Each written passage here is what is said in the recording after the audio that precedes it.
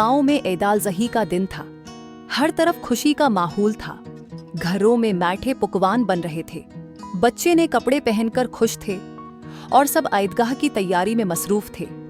हमजा और उसकी बहन ज़ैनब भी बहुत परजोश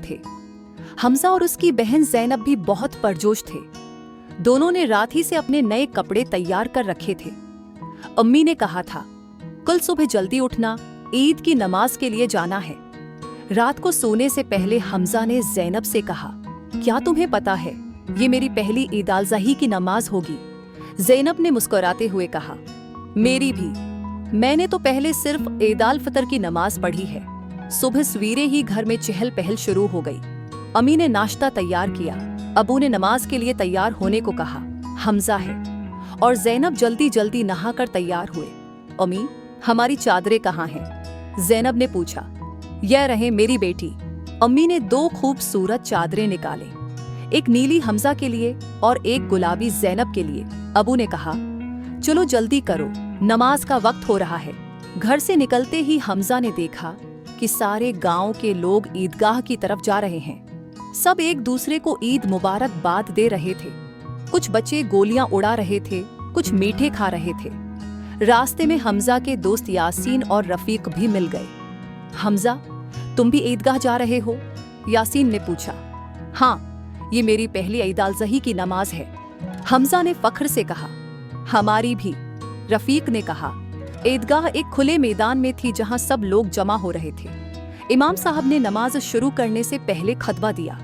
उन्होंने हजरत इब्राहिम अलैहिस्सलाम और इस्माइल अलैहिस्सलाम की कुर्बानी की कहानी सुनाई। अल्लाह ताली ने हजरत इब्राहिम को आजमाया था कि वो अपने बेटे हजरत इस्माइल को कुर्बान कर दें, लेकिन जब उन्होंने अल्लाह की रज़ा के लिए ये कुर्बानी देने का इरादा कर लिया तो अल्लाह ने उनके बेटे को बचा लिया और एक दम्बा कुर्बान करने को कहा।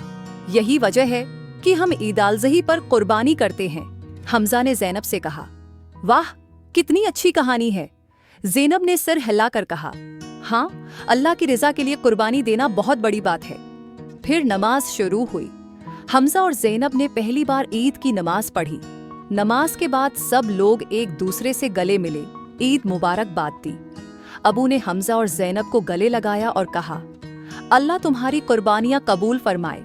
घर वापस आते हुए रास्ते में हमजा ने अबू से पूछा, अबू, हम कुर्बानी क्यों करते हैं?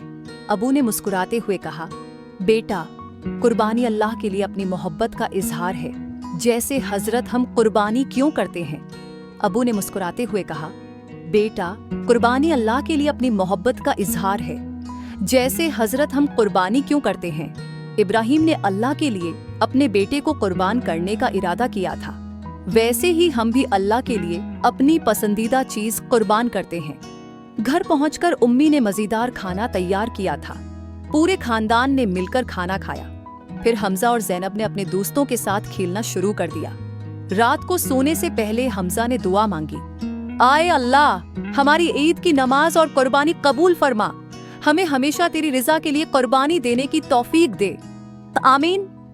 ज़ैनब ने भी आमीन कहा और दोनों खुशी खुशी सो गए। सान बिराख्ताम इस तरह हमजा और ज़ैनब ने अपनी पहली ईद अल ज़ही की नमाज पढ़ी और कुर्बानी की हकीकत सीखी।